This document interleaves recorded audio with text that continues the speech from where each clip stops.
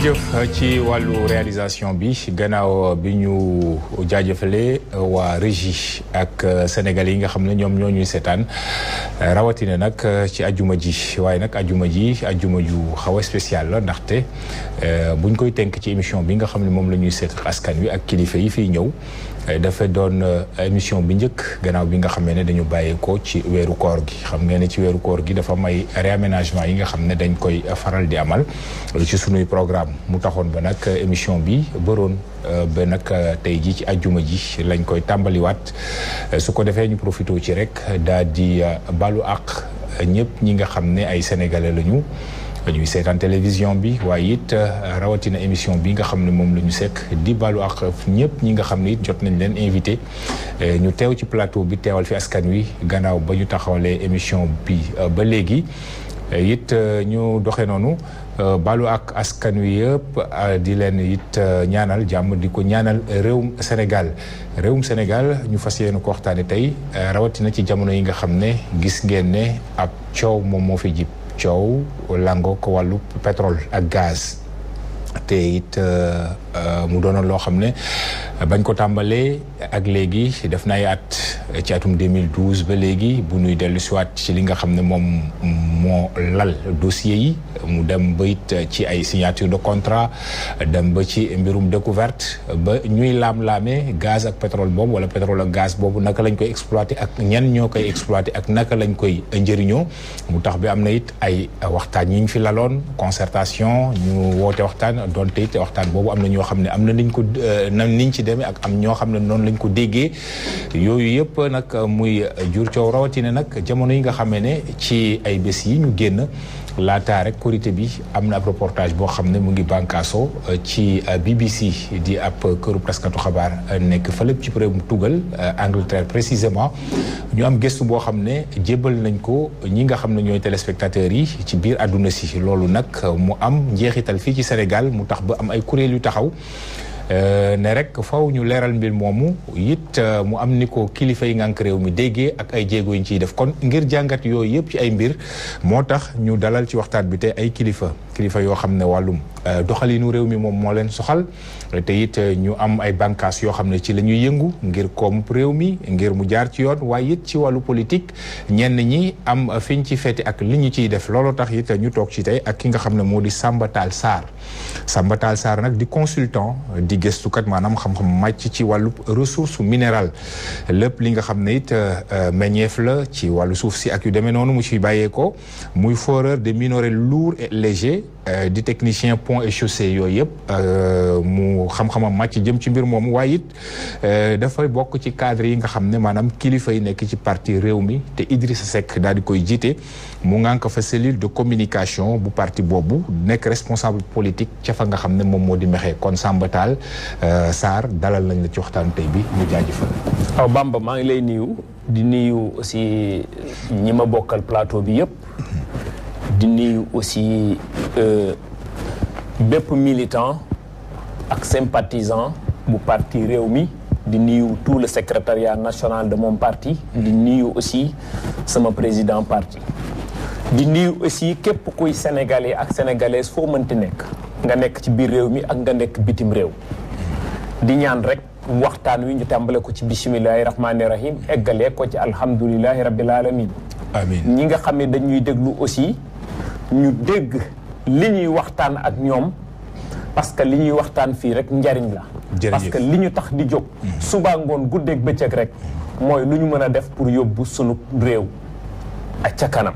jërëjëf Samba Tall Sarr ngay gëstukat ci li nga xam ne mooy ressource minérale ci fàttali baamtu ko nga bokk ci parti Rewmi du ay politiciens rek ñoom ñoo ko sekk itam fële ci wàll wa ñu ngi ci ànd ak imam Ahmadou Makhtar Kanté di islamologue di jiite juma ji nga xam ne moo nekk fii ci Point E di expert ci wàllum environnement alam bi ndaxte ku wax wàllum pétrole ak gaz it xalaat nekkinu nit ñi ci wàllu environnement wala ci alam gi yooyu yëpp am na fay am njeexital ci askan wi ak environnement boobu wàllu pétrole waaye it moom muy gëstukat ci wàllu économie solidaire ñu jàpp itam ci yi mu jiite moom moo taxawal ab portail bi nga xam ne ñu ngi ko tuddee tibian.com kon Imam Ahmed Kanté ñu ngi lay jaajëfal di la dalal ci waxtaan bi itam di la ziyaara.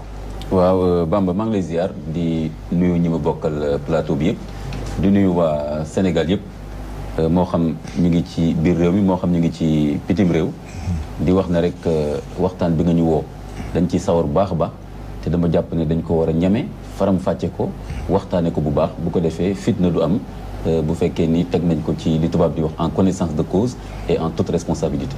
jërëjëf Mouhamadou Makhtar Kanté di islamologue tegu ci it yooyu nga xam ne ay ndombol tànk cité naa ko léegi yaa ngi jàkkaarloog ki nga xam ne moom moo di maître Saly Mamadou Thiam di avocat à la cour fii ci Sénégal di responsable politique bu Union des centristes du Sénégal Abdoulaye Baldé jiite ko yow responsable politique nga ca Matam waaye it ngay conseiller municipal ci Ourossogui nga bokk it ci comité exécutif national bu UCS boobu tey jii it ñoom ñu bokk ci wala fekk si la mouvance présidentielle ci coalition Benno Bokk Yaakaar yow itam dalal leen ci waxtaan bi maître. waaw jërëjëf Bamba maa ngi lay nuyu di la gërëm di rafetlu également invitation bi di nuyu ñi ma bokkal plateau bi yëpp di nuyu au passage suñu président Abdoulaye Baldé boo xam ne moom jiitu suñu parti UCS di nuyu également samay waa Ourossogui yëpp donc vraiment mbégte la ak vrai contentement la am ci ñëw fii et surtout di participer ci débat boo xam ne thème bi instant bi nii moo soxal askan bi ñaan yàlla rek vraiment ñun ñëpp ñu njëriñoo ko. maître Saly Mamadou Thiam ñu jeexale présentation bi ci tour de table ak Hamady Dieng tukulóor yi nag ñoom ñoo ma wër tey xam naa ne dina xaw a doy waar Hamady Dieng moom mooy directeur des constructions au ministère de l'Intérieur mu bokk it ci directoire politique bu APR Alliance pour la République waaye muy coordonnateur bu RAMP Hamady Dieng dalal na la ci waxtaan bi yow itam di la jaajëfal. Bamba jërëjëf gannaaw sant yàlla te jullit ci yonent bu tedd bi Muhammad sallallahu alayhi wa sallam maa ngi nuy mbokk yi di leen baalu ax ci weeru tedd bu ñu fi mu jógee di leen wax ne véritablement man débat bi ñëw ma pour coow. dëgg naa ne man yaakaar naa ne coow amu ci réew mi. waxtaan moo am ci réew mi. te yàlla nañu yàlla jàppale pour waxtaan bi nekk njëriñ Sénégal. et incha allah rabbi yaakaar naa ne loolu dana am parce que Sénégal moo tànn yàlla moo tànn Sénégal. jërëjëf kon li lal waxtaan bi junj nañ ko sànq yéen ñi junj ngeen ko mooy mbirum pétrole ak gaz. ndaxte lépp loo xam ne ñu ngi ciy woote waxtaan daf fekk coow jib ci te kenn naataat loolu ne mbirum pétrole bi ak gaz bi coow jib na ci waaye laataa ñuy ñëw ci naka lañ ko sàkko ak naka lañ ko tëralee ci wàllu doxalin dañuy taxaw it ci li nga xam ne mooy conséquences yi coowa nga ca conséquences yi mooy tey buñ koy jàpp am na kuréel yoo xam ne dañu taxawoon bu ci mel ni ab kuréel buñ tuddee aar li nu bokk sunu pétrole ñoom ñoo woote woon ab rassemblement tey Imam Ahmed Kanté itam ci kuréel boobu fan yi ñu weesu ñu ngi doon dégg nga ci yëngutu waaw xam naa ne itam soriwuñ la donte xëy na yebaluñ la ci plateau bi ñoom ñoo la jël rek ci sunu jiw bopp tànn la ngir say taxawaay yu demee noonu waaye tey amal nañu ab manifestation bi dañ ko mujjee gàntal préfet bu Ndakaaru moom moo ko gàntal waaye teewul dem nañu ci ban jàngat ngay am ci loolu manifestation boo xam ne xëy na constitution wane na ñu manifester waaye it nguur gàntal ko am ak fam ko teg waaye teewul ñoom ñu dem loolu ndax du défiance. waaw kuréel boobu nga xam ne mooy aar li nu bokk plateforme citoyenne aar li nu bokk naa ci membre yi mën naa wax personnalité indépendante boo xam ni dañ ma ci woo wax ma liñ ci jublu loolu dal sama xel ma gis ne dëppoo na ak charte réew mi dëppoo na tamit ak sama diine ak l'islam li ma ci xam kon man lépp luñ ma woo loo xam ne l'islam daanu ma ci charte réew mi daanu ma ci dama koy ñeme sawar ci te it loo xam ne la réew mi dañ ko soxla di ko waxtaane kon maa ngi ci biir ñuy waxtaan ba ñu am ay jubluwaay bokk na ci fexe ba nga xam ni coow li ñu leeral ko accusé wuñ kenn seetaluñ kenn tuumaaluñ kenn mais comme ay coow am na ci tudd nañ ci ay nit te muy alalu réew mi nañ fexe mu leer nañ fexe tamit lépp loo xam ni justice war na cee dugal loxoom mu dugal ci loxoom yooyu man dama ko rafetlu parce que man dama gis ne y a pas d'alternative à la transparence et la justice soo nee bu mu leer bu ci justice dugal loxoom lan moo fi des fitna moo tax bu ñu waxee loolu dafa dal sama xel ma ne loolu mën naa ci ànd ak yéen. waaye tey gis nañ ne fitna am na finalement. ci loolu fitna boobu ndax lu mënoon ñàkk la buñ ne responsabilité buñ koy situé nga yaakaar ne ci kan la ka sàkku marche ñu tere ko mu dem wala ki nga xam ne moo tere li nga xam ne xëy na ay liberté la yu ñu consacré ci suñu constitution. waaw fitna mënoon na ci ñàkk man boo seetloo demuma ci rassemblement bi parce que comme déposé nañ bu yàgg en bonne et due forme.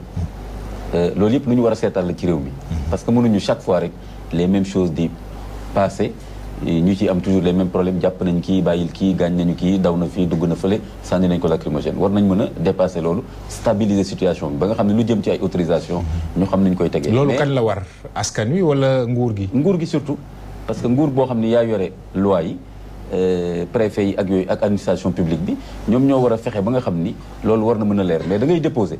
jusqu'au dernier moment duñ la wax déet wala waaw loolu day indi ay tension déjà ñun ñi mooñ ci dal déposé nañ depuis vendredi bële waxuñ dara ba jékki-jékki rek ma wax la benn affaire bi jékki-jékki rek ñu dégg ci presse bi laa la wax de nekk ni manifestation bi rassemblement la en fait du woon marche interdire nañ ko donc je crois que war nañ seetat affaire yi xanaa kay ñi ñëw déposé ndayu mbill gi ñoom ñoo war a njëkk a jot information mais ci presse bi kan moo jox information bu presse bi ki leen ko jox kooku mënu ko jox tamit ñi demandé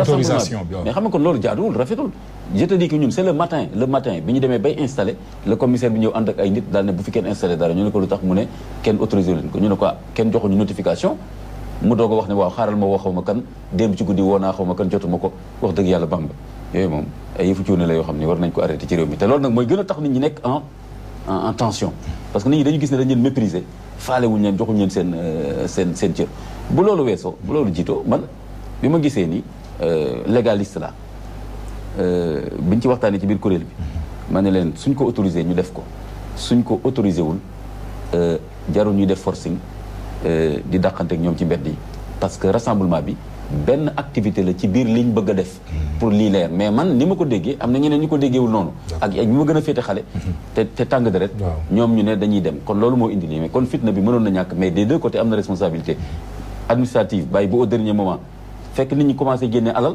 ak ay chaise ak nangam nga doog a wax du fi am loolu doy waar la ñaareel ba tamit xale yi nga xam ne ñoom seen yaram tàng na bu ñu toppoon xëy na ñun ñi leen mag ëpp leen expérience peut-être xëy na ëpp leen sagesse kon tamit jàmmarloo mënoon na bañ a am. d'accord kon ñu ñëw ci Hamady Dieng bu ñuy tënku ci li nga xam ne moom la Imam Kanté wax légaliste la ndaxte lañ ko tere bàyyi na ko ak ña mu àndal ak ña ko mën a dégg waaye teewit mu ngay ñaawlu doxalin ba te ñoom dañoo jàpp ne lu ñu moom la liberté ñu may leen ko ñu war a dox.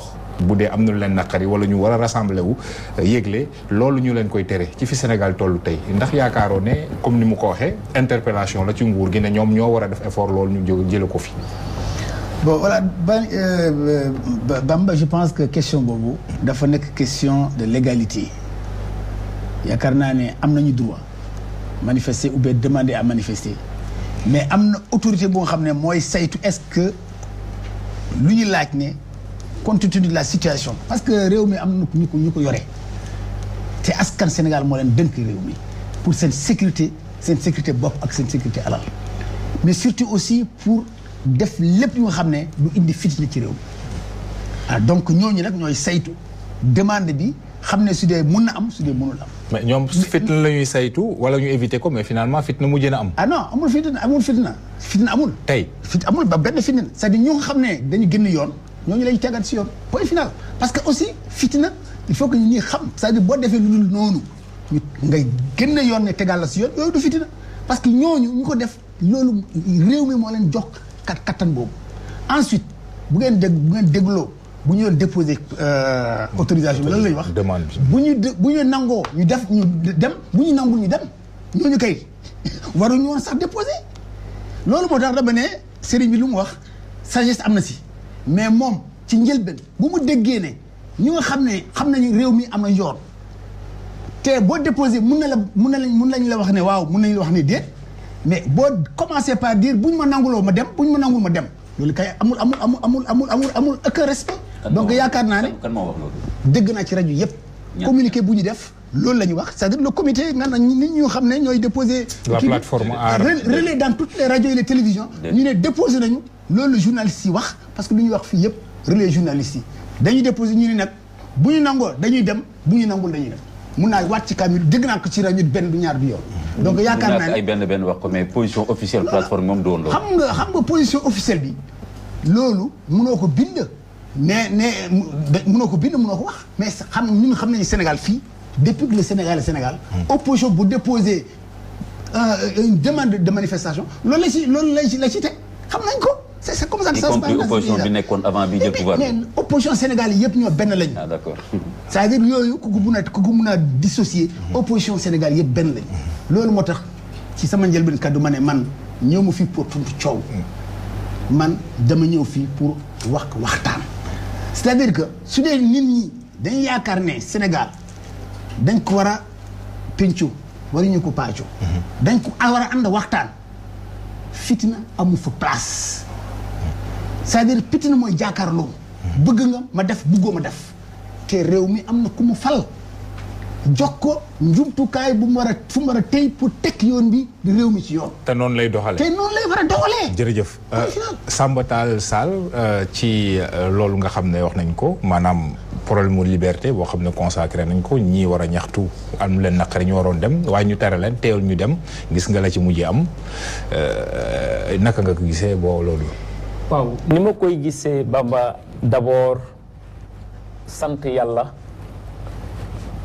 bi mu ñu defee li ñu doon bu ma nee bi mu defee li ñu doon ñuy ay sénégalais bëgg suñu réew yàlla nañu yàlla tënk ci dëgg ak njub ba keroog ñu koy wuy ji yàlla nañu yàlla tënk ci dëggu ak njub ba keroog ñu koy wuy ji bu loolu jàllee man de ñaari casquette laa yor benn casquette bi tey fii dama nekk casquette technicien. benn casquette bi ma yor casquette politicien. te politique yi ñu ngi woon ci. rassemblement tey bi nga xam ne moom la ñu merci beaucoup tere ñu aaye ko. merci beaucoup. li tax ma dugg ci politique defar sama réew de moo ma tax a dugg ci politique. tas sama réew xuloo yàq sama réew taxumaa dugg ci langue politique gi damaa jàpp ni élite intellectuelle bi ñuy prôné. leadership bi ñuy incarné waruñoo pousser ñuy def yu matadi bi ñu xamee nag li ñu xam ci suñu réew ñu ne Sénégal édifice la en construction nous avons besoin de toutes les ressources humaines en compétence et en vertu pour tabax suñu réew mii nga xamante moo tudd Sénégal surtout compétence et vertu c'est très important bu ñu jógee ci loolu ku nekk da nga war a apporter sa pierre ci édifice bi mooy Sénégal xam nga am na yoo xam ne jarul coow yàlla moo bëgg dëgg ndax dëgg mooy njëkk te mooy mujj ni ko wolof di waxee rek seentu weer jarul bu xante ku gis dëgg ni dëgg ngi wiiri jaari ndaare na ko président Idrissa Seck doon waxe ñun ña nga njaari toog yàgg na parce que jàpp nañ ci dëgg la ñu nekk lii am mënoon naa bañ a am jàpp naa ni man la constitution du Sénégal droit de marche daf cee nekk pourtant day effectivement wax na ko le président Macky Sall c'est le président de la République du Sénégal gardien de la constitution chef suprême des armées et de la magistrature clé de voûte de toutes les institutions moom mooy nommer tous les emplois civils et militaires bu ñu neexee sax ñu ne léegi li nga xamante ni premier ministre moom moo ko géré woon lépp moom la mais dañ koo dénk gardien de la constitution dans la constitution du Sénégal droit de marche da cee nekk man jàpp naa ni bu fekkee dañ koo dénk ñu nekk ci pays boo xam ne am na démocratie ligne arsenal bi ñu génne pour tas manifestation rassemblement bi buñ ko encadré woon ñi bëgg a rassembler wu marche dinañu marche bu tasee ñii dem seen yoon ñii dem seen yoon jàmm ni ñooy wax ji kay nañ ko wax mu leer li tax ñuy rassembler dafa am lu tax te loolu tax nag ci sunu kattanu borom dina feeñ bëccëg ndar kàmb leer bëccëg ndar kàmb ci sabab ga maintenant ci considération de forme yi ñu ngi ciy doon mettre je crois que ñii njëkk jël kàddu gi wax nañ ko mbirum droit la légaliste ak li nga xam ne moom ñoom ñoo ko moom ci ñaari yow man maa ngi lay wax ne itam avocat nga ndaxte marche bi am na li ci Dieng wax da ngay ne lii laa bëgg a def waaye dafa am niñ koy apprécier mais boo xoolee ci ñaar yooyu ak ñëw ci li Samba Sarr wax ne constitution maye na ko waaye tey it am na ku taxaw ne nanguwu ko ñi nga xam ne ñoo ko doon sababu li itam am niñ ci demee ne ñoom ñoo ko moom faw ñu dem ci ñaar yooyu force ak le droit ban taxawaay lañ ci war a taxaw ci fii Sénégal tollu rek tey jii ak li ñu droit may ak yu demee noonu. xam nga amoon na bi ñaar yëpp ci droit la sukkandiku ñaar yëpp autant citoyen bépp citoyen ici au Sénégal. am na droit marche am na droit rassemblement am na droit manifester. loolu je pense que kenn du ko weddi fii. buñ ko xañee nag. fa laa jëm autant également l'autorité boo xam ne moo ñu ëpp information am na droit bu gisee ne marche boobu mun na jur musiba mun na jur fitna c'est de sa responsabilité aussi d'interdire ça. loolu aussi je pense qu'il faut ñu d'accord ci loolu maintenant je suis légaliste je suis pour la marche mais autorités yi ñooñu ëpp information bu dee am na ay risques d'infiltration mais autorité bi dafa war a jël ses responsabilités parce que sinon damay bu problème amee on va dire que oui l'État a fait ci l'État a fait cela gis nañ ay réew yoo xam ne ñooñu ëpp doole fuuf loolu daan la leen xool leen en France crise gilets jaunes yi gars yi ñu ngi wax ay encadré mais ñu ngi encadré tout le temps mais teewul à chaque fois am na ay dégâts yu rëy ci beneen wàll bi également man par rapport ak ce rassemblement yi dama gisul opportunité rassemblement honnêtement man loolu mooy sama problème déjà. même si c'était pour réclamer la lumière. mais justement ñu ngi doon réclamer la lumière. l'État a décidé d'ouvrir une enquête. procureur def na conférence de presse nee na moom saisir section recherche. logiquement dañoo waroon suspendre marche ñun ñëpp ñu xaar parce que aussi nous sommes républicains. dëkk bi amu fi crise amu dara les institutions de la République fonctionnent ñu xaar ce que l'enquête va révéler. Il y a même appel à témoins si doon les non qu'à se déplacer à la DIC à la section de recherche et puis ñu xaar maintenant. jàkka ji ubbeeguñ ko de. ubbi nañ ko maintenant. kañ lañ ko ubbi. ubbi nañ ko boo demee suba DIC. wala lundi di nga xam. am nga information yu nga war a joxe jamono. d'accord kon ñu delluwaat ci imam kon wax nañ ko manifestation bi am na te it la ko jiitu bokkoon ngeen ci ñi nga xam ne wala yéenay continuer sax di laajte que la lumière soit faite autour de cette affaire dafa meloon ni itam appel boobu wala exigence boobu comme ni ko maître waxee nguur gi taxaw na ci ndaxte am na saisine ñu jox procureur tàmbali na enquête waaw mu ngeen ko ne ba léegi di wéyal seen i activité ndaxte yaa ngi wax sànq ne rassemblement tey bi du rek li nga xam ne moom ngeen planifié am na yeneen i action ndax action yooyu kat mënuñ ko woon suspendre te ñu déglu ki nga xam ne wala fa nga xam ne fa la mbax ne doonee benn te procureur waxam jooju def leen naa doyul wala que se passe-t-il. waaw ci sama xalaat comme dañuy waxtaanee mbiru réew mi. waaw bonne foi daf ci baax daal ñu wax rek te intérêt réew mi tax gis nga affaire ay dañoo war a suspendre marche bi du kenn si ñii fii ñoo ko war a décider nañ nekk quand même ay démocrate benn démocrate amul droit joxe un impératif da ngeen a war a citoyen bu nekk am na droit même bu dul woon dara def benn rassemblement même bu dee sax dañuy fàttali président nangam am nañ ci droit kon taxaw fi naan démocrate la ba pare naan wooy da ngeen waroon a suspendre seen rassemblement. dañuy commenter ah. non ma eggali. non mais commentaire la waaw mais d'abord mais commentaire bi contenu bi mu am. commentaire est libre Imam. oui c'est vrai. c'est vrai waaw mais tam damay apprécier commentaire bi mais est-ce que je peux parler. Bamba il faut que gérer ce tableau quand même. allez-y bon est-ce que parce que bi muy wax dagguma ko. daggoo ko waaw. voilà mais loolu aussi. comme que temps bi y a pas de souci interpellation réponse la mais c'est baax na may ko mu yeggale. suñ ko nee noonu kenn du fi wax. non le commentaire waaw. voilà waaw. donc dama ni en tant que démocrate.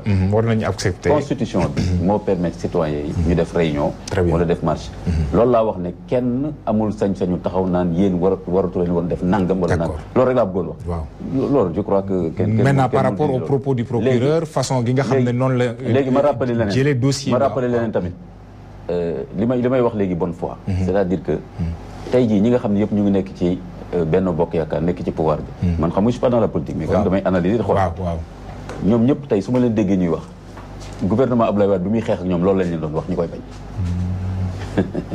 waaw li ma dégg yëpp ñuy wax tey opposition bi. naan woy préfet moo ñu ëpp information nangam ba ñuy xeex ak Abdoulaye Wade ba leen doon tere yooyu. loolu la leen Abdoulaye Wade doon wax terewul ñu yëkkati askan bi ba ñoom tey ñu mën a toog ci nguur gi ak seen allié loolu laay tuddee kon problème bu bonne foi am na. waaw kon y a un problème de cohérence éthique n'est-ce pas ci côté boobu loolu tamit jigul réew mi. parce que bu fekkee ku jekku wax bu la jekkoo nga wax leneen loolu tamit day indi problème d'éthique politique. loolu nañ ci bàyyi xel président bi leen jiite noonu je n'ai rien contre lui. président Macky Sall mi nga xam ne sax moo leen jiite ak ñi nga xam ne ñëpp tey ji jege si nañ ko ak fi ñu jaar ak moom yëpp président Macky Sall dem na ba wax fi affaire gouvernement parallèle.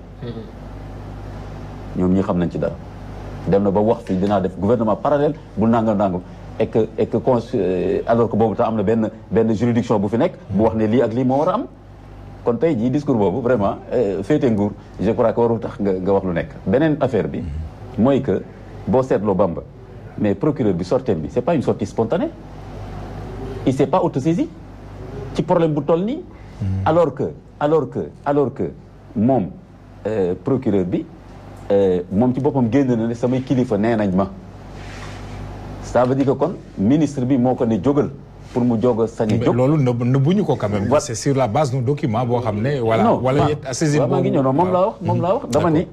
moom laa wax xam nga ba tey critiqué wu ma position. très dama bien ni waaw oui dama ni dafa ne samay kilifa nee nañ naa jóg. waaw samay kilifa loolu ça veut dire que samay kilifa suñ ko waxul woon du ma jóg première chose. deuxième chose mais jógam boobu mais pression moo ko def.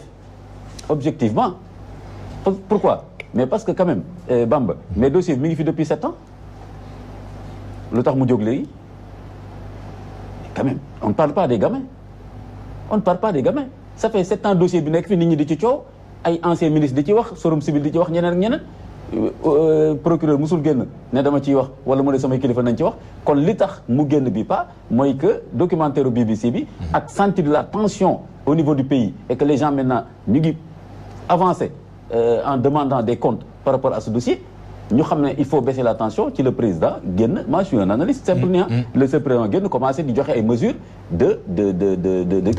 d'apaisement donc s'il y avait pas cette pression citoyenne kon du am parce que ça fait 7 ans mu naan circuler y a rien à voir ci la doog a commencé wax léegi cos Petrogaz léegi dañ ko ubbil société civile alors que ñoo ñu ngi koy casse depuis des temps ci la commencé wax ne léegi bon au départ li ñu waxoon mooy lan que ni bon le gouvernement n'accorde pas de suite à cette affaire dañu bëri wax et cetera président xoolal bi mu génnee ci julli korité bi ay seytaane ay rambaaj ñoo fi nekk di wax contre sama frère et cetera c'est une sortie anti-républicaine c'est pas démocrate ça donc mais nañ wax bi mu clair et que maintenant bi mu waxee loolu ba pare wane ni bon dossier bi ay rambaaj ñoo fi nekk di wax rek ak ay forces peut-être extérieures ay mafia mais bu ñu demee ba affaire bi commencé xamul doy waar ci lañ doog a jox maintenant au procureur ordre mu jóg kon nag ça veut bien dire que ni su nit ñi toogoon ne nemm kon tey ji dossier bi ni mu meloon depuis 7 ans noonu la nar a melaat loolu laa bëgg a wax. d'accord ci évolution dossier boobu ak maanaam ni nga xamante ne ndax taxawaayu tey ñi nga xam ne ñoom ñoo kilifay nguur gi sur la base de la saisine du procureur lu mën a jëmmal maanaam li opinion bi di xaar la ndax mën na nekk suite boo xam ne dina mën a tax ñu indi lu leer ci dossier pétrole ak gaz bi. oui c'est-à-dire que je pense que quand même boo nekkee un citoyen nga ne tu es un républicain nga xam ne réew. dañ ci war a waxtaan ci problème réew ñu ne la à partir du moment où problème am na comme mu ne nga ko waxee coow bi jóg na autorités yi nekk responsable ñu yore ngànk bi diriger réew mi mais comme waxtaan bi ou bien coow bi yegg na fii nañu dem ci procureur. mais imam nee na ci njëlbeen gi dañ ko soofantaloon. ndaxte bu ñuy tënku ci sortie bi njiitu réew mi def. non c'est-à-dire que ça qu'il qualifie même d'une sortie anti-républicaine. c'est un jugement de valeur c'est un jugement qui n'a aucune valeur. Ah oui. Parce que le président de la République il a le plein pouvoir de parler ci waxtaan ci wax ci s'adresser à ci askanam. ci lu ko neexee. lu mu wax lu ma wax yow yaa ko wax nu ko neexee man moom loolu la jàpp ne noonu la ko wax parce que nëbbul dara dafa wax ne le problème qui est posé wax nañ ci sama rakk mais c'est dans le cadre d'un truc comme contrat privé lu des li nag luñ ci wax yëpp parce que lu ñu wax ci moom ak lu ñu wax ci rakkam du benn mu ne lu ñu wax ci man nag ñu wax ci parce que on parle des contrats on parle des difficultés qu'il y a dans le contrat mu ne dara amu si te la vérité c'est que dara amu si et vous qui parlez vous savez que dara amu si te bu ñu duggee ci waxtaan mais en faisant une telle déclaration par bu ne dara amu ci ba pare ñu delluwaat nekk procureur kay enquête est-ce que kaddu googu est-ce que kaddu googu mënul influencer aussi la suite de l'enquête parce que itam wax nga ne c'est la clé de voûte des institutions moom moo jiite magistrature ji xam nga bu waxee loolu aussi est-ce que ba pare ne dem leen enquête il faut l'enquête c'est pas lui c'est pas un autre c'est des ñu nga xam ne ñoo accusé mais sa parole aussi quand il dit que dara amu ci déjà mais c'est de plein droit lui il se défend ci ñu nga xam ne dañ ko sosal. mais donc pourquoi demander au procureur maintenant de s'occuper du dossier? Ça n'a aucun rapport. Un dossier vide, pourquoi? Non. C'est-à-dire que le dossier, c'est vous qui dites qu'il n'est pas vide. Ou bien si vous êtes d'accord qu'il est vide, c'est terminé. Si non, vous n'allez pas, qui dit qu'il est vide. Oui. Lui, jusqu'à preuve contraire. Demander au procureur d'enquêter? Non, mais parce que vous continuez à accuser. C'est à vous. Est-ce que le président va aller à la digue? C'est vous qui accusez. Donc c'est bien qu'on demande d'aller à la digue. Et si personne d'entre vous va à la digue, mais l'enquête va s'arrêter là-bas. Alors donc je pense que le problème de fond c'est pas ces détails-là. Je pense que le président il est dans son rôle et il a fait ce qu'il fallait faire. Man lu ma gënal am importance c'est que d'abord je salue le fait que ce débat soit posé même si neexuma mu nekk à partir d'une chaîne étrangère. Ça c'est la première chose. Parce que waxtaan bi dans tous les cas il fallait que ñu waxtaan ko.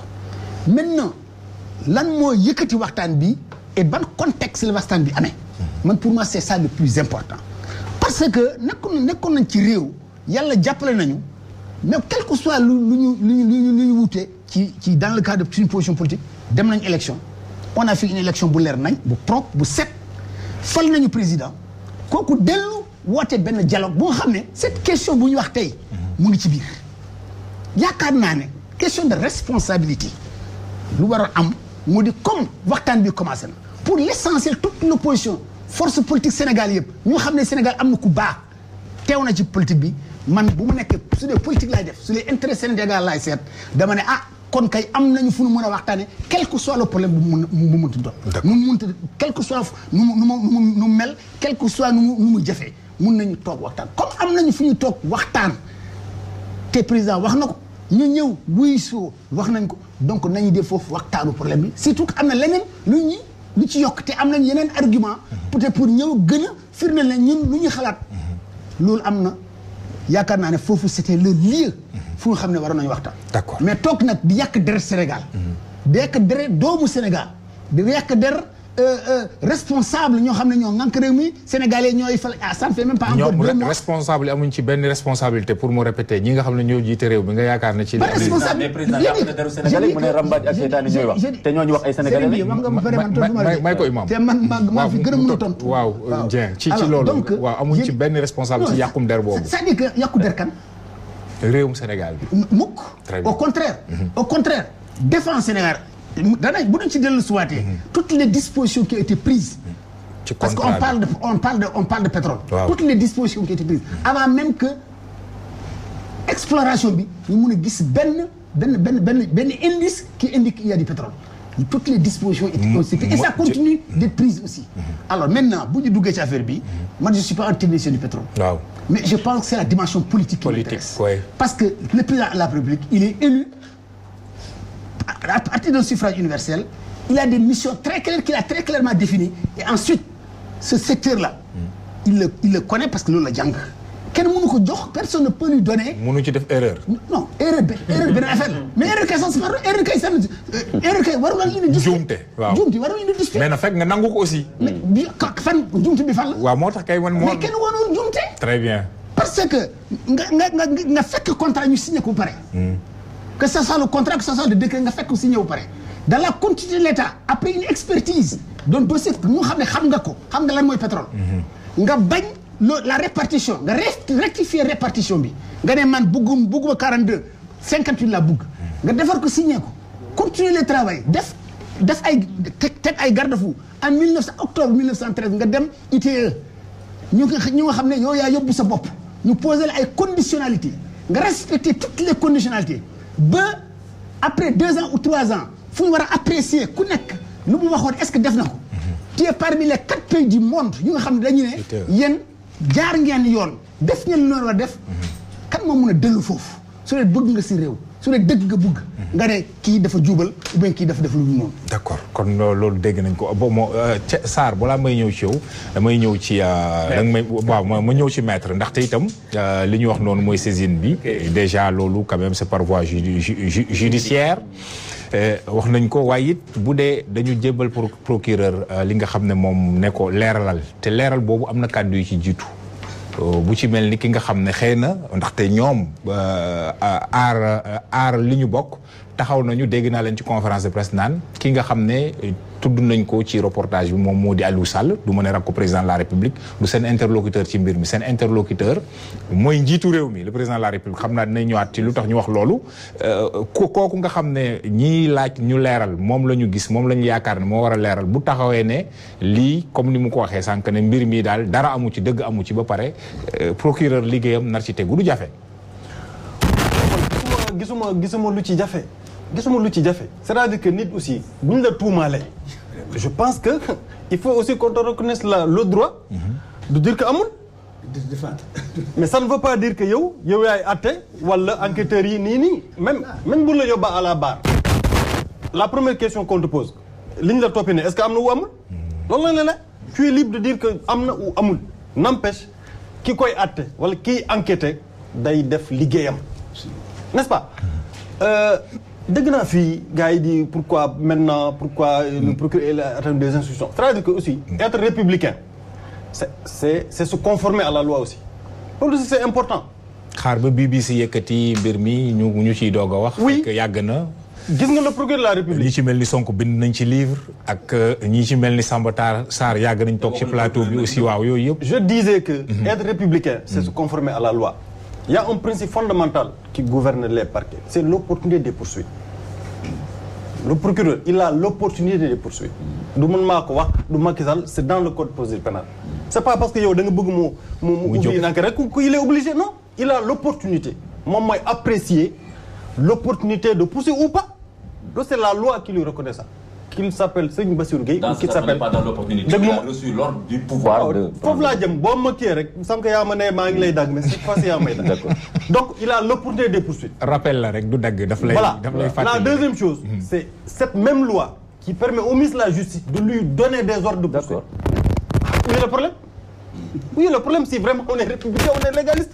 C'est-à-dire que man je pense que ñun ñëpp ñu sommes des Sénégalais fii amul mauvaise foi ou bonne foi. Nous sommes tous des Sénégalais man dama bëgg mbir mi leer man personnellement dama bëgg mu leer y a eu des accusations y a eu des dénonciations wax naa opportunité bi pare naa si c'est maintenant peut-être à la suite de si vous voulez à la suite du reportage de la BBC qu'il a jugé opportun même pas lui que le ministre de la Justice conformément à l'article 28 du code de procédure pénale donc c'est pas du néant il lui a donné des instructions qu'il est obligé de respecter quand on lui donne des ordres de poursuite de poursuite c'est la loi c'est pas moi donc il a décidé d'ouvrir une enquête mais ay dañuy daw bay daal ce qui est bay daal donc une enquête a été ouverte vraiment man en disant que way dañoo waroon xaar c'est-à-dire moi je ci dossier bi ci boppam ndaxte Dieng wax na ne Hamady Dieng xam leen na ne njuumte mënu cee am dara mënu cee am yu demee noonu ak kële nga wax ne juumul ci liñ ci jot wax yëpp nga yaakaar ne moom ñun ay contrat waaw voilà ma ne que juumte même bu si amee il faut ñu won ko wax rek juumte nous sommes des mais loolu mooy enquête bi loolu la épilogué jarul fi waaw une enquête a été ouverte ku am information am documentation qui prouve ces allégations na ko mettre sur la table. D'accord. Maintenant le reste on prend date c'est à suivre vraiment je pense par rapport à ce dossier là li ñu doon xeex am na kay nañ xaar. alors sa appréciation ci li nga xam ne mooy l'objet ndaxte c'est vrai que BBC dafa am yu ñu wax ci ay révélations contrat boo xamante ne signé nañ ko fekk mu am benn enquête boo xam ne Dieng wax na ne njiitu réew mi ba mu jotee mbir yi saytuwaat na ko xoolaat bu baax lépp li nga xam ne waroon na ci mën nekk safaan mu élagué ko waaye loolu dafay xam mel ni li nga xam ne dafa safaanoo ko lii tey nga xam ne moom la enquête boobu nekkoon maanaam ci tey mu nekkoon ci réseaux sociaux yi IGE defen ko te sax procureur itam xam le ne ñoom faw ñu saytu ba xool kan moo ko fa dugal ndaxte waru fa woon jaar mais bu weesoo loolu manquement yi nga xam ne ñu ngi ko ciy wax te it BBC sukkandiku ci yéen ñi nga xam ne seen xam-xam dafa màcc ci mbir mi ndax contrat yooyu tey ji ci pétrole ak gaz niñ ko tëggee ba mu andi coow noonu la waroon demee. jërëjëf Bamba xam nga mbir moom bu ñuy wax rek nañuy wax sunu aqulaay taala ñu waxante dëgg. xam nga su fekkee ni bërigo dafa vide. bu fekkee bërigo dafa vide. day bëri bruit. sooy wax da ngay wax loo maîtriser xam ko. booy wax da ngay wax loo maîtriser xam ko. gis nga coowu reportage bii BBC def. boo bëggee dégg dëgg. waaw. moom mooy goutte bi déborder vase bi rek. su ma juumulee. def naa fi 2 émissions ak yow. dañ ne la le Sénégal est pauvre parmi les pays les plus pauvres. je dis ñett ñun amuñu carence de ressources humaines amuñu carence de ressources naturelles. xëy na kay reportage bii dafa ñëw sulli lu baree bari. lu ngeen xamul woon. non li ñu xamul ndaw si. ñaar rek la ñu jàngal. ñaar la ñu xamal te loolu liggéeyu kuy def investigateur rek moo ko mën. maanaam li mu wax ne Aliou Sall ñu ngi koy jox 12,5 millions ak 6 milliards yi nga xam nga ci compte pétrolier loolu lu bees ci reportage bi mais leneen yëpp wax naa ko fii Bamba te les discussions là. loolu dëgg la. non may ma rek. non. s'il vous plaît. C'est une question, c'est un débat. Est-ce que loolu dëgg la. Laissez-moi terminer. waaw allez-y mais c'est une question que je te pose. di yow yaay animé débat bi s'il vous plaît. non non c'est un débat. C'est un débat entre nous. C'est pas. waaw c'est la question waaw c'est des oppositions de point de vue oui mën ngeen. nous sommes dans un pays comme le Sénégal. xam bi ñuy wax waxu pétrole la ñuy wax léegi nii. est-ce que wax nañ le nombre de tonnes yi nga xam ne dañ koy produire en or. des tonnes d'or au Sénégal. mais ci pétrole bi taxawaay bi ñu ci am notamment contrat bi nga xam ne moom moo andi coow li yéen lan moo ci sa perception dëgg-dëgg. jaar na yoon dama rus xam nga kañ laa rus. reportage bi mu génnee rek ministre de la justice génn ñu koy wax mu ni c'est une affaire privée. non may ma rek. il faut pas falsifier. laisse-moi développer. L'affaire d'Aliou Sall est une affaire privée. mais la part de l'affaire du pétrole c'est une affaire privée. très bien may ko rek bu tontu après nga. bi ñu ko wax laajee ci affaire kaaw Aliou Sall bi dañuy c'est une affaire privée. oui. li mu wax laa wax. non tu as dit affaire li muy def ne xam nga gën a tàng bopp mais du ma yàq débat. bul yàq débat dañuy wax laissez-moi développer. waaw may ko tu auras la parole. il faut préciser les choses. si on te pose une question tu réponds parce que c'est un débat. très bien c'est pas un monologue. ok c'est bon. bi ñu ko laajee. waaw dafa ni c'est une affaire privée fii lu privé amu fi. le pétrole là et le gaz là c'est le pétrole et le gaz du Sénégal ça nous appartient nous sommes des patriotes nous sommes des Sénégalais nous n'avons pas une autre nationalité. très bien. ce qui nous préoccupe aujourd'hui li ma jàngal man ci sama école du parti mooy tout ce qui touche les intérêts vitaux de la nation sénégalaise doit faire l'objet d'un consensus que muy mouvance présidentielle que muy opposition que muy société civile que muy même les religieux. consensus boobu. consensus boobu waxtaan la war a nekk. mais waxtaan boobu dañ ko sànni fële xam nga kañ lañ ko sànni fële. ñëw naa fii. bi ñu defee seen colloque boobu jam ñaajo waaw. kenn du fa waxu contrat. concertation dañuy wax rek l'argent bi nga xam ni issu du pétrole et du gaz ñu koy partagé. on n'a pas reçu d'invitation waxtaan bi. kenn waxul ni ñii ak ñii ak waxtaan bi lii ak lii lañ fiy wax. amuñu droit partie organisée ni duñu wuyu ji ci loolu. tey l'histoire nous a donné raison booy wax da ngay wax loo maîtriser xam ko. xam nga s'il dit moom monsieur Dieng s'il dit que ni daf fi fekk ay contrats yu ñu signé les contrats n'ont pas été signés par Wade. ah bon benn bloc da nga may déglu ma wax je maîtrise ca télé laay wax. da nga may déglu ma wax fii li may wax dafa leer. laisse-moi terminer. benn bloc laissez-moi terminer. laissez-moi développer. xam nga fi ma jëm moo tax ngay indi bruit ci jawaar yi bu ko yàq. tout le monde a reconnu que Wade a signé. dañu ne le contraire. dañu ne il y a deux blocs. Il y a des réserves estimées à 280 000 km² de réserves pétrole et gaz au Sénégal. En offshore comme en onshore. En offshore, sama mbokk yi nga xam ne xamuñu parce que ñoom laay waxal. Offshore mooy géej gi. Onshore mooy jéeri ji. Il y a des réserves minimum de 280 000 km². ci nga ne ci signature bi. may ma rek may ma xaar damay ñëw. avant signature décret dafay am rapport de présentation. waaw rapport de présentation yooyu. benn bi 0687 la. ñu ngi ko signé le 5 juin 2012. yaa ngi may déglu baax. 5 juin 2012. merci beaucoup kii moo fi nekk Macky. Aly Ngouille Ndiaye moo ko signé rapport de présentation bi ma la wax nii. ak 0792 boobu. non laisse-moi terminer moi je vous parle des faits. Qui c'est un juriste moi je parle des faits. dama ne c'est les rapports de présentation avant un décret avant président di signer décret dafay am rapport de présentation. rapport de présentation boobu moom moo naan société bii am na capacité financière am na capacité technique am na nangam ak nangam pour exploiter suñu hydrocarbures ainsi de suite. ci loolu la ñuy sukkandiku. fii ñëwuñu fi tey may ma rek ñëwuma fi tey di wax waxu exploration ñëwuma fi di wax waxu sismique 3D ñëwuma fi en terme technique li ñuy wax xam nga mooy lan la ñu def ba ñaari bloc yi coow li pétrole li muy bari yëpp li muy bari yëpp ñaari bloc kese la concerné muy Rufisque Saint-Louis offshore profond ak Kayar offshore profond.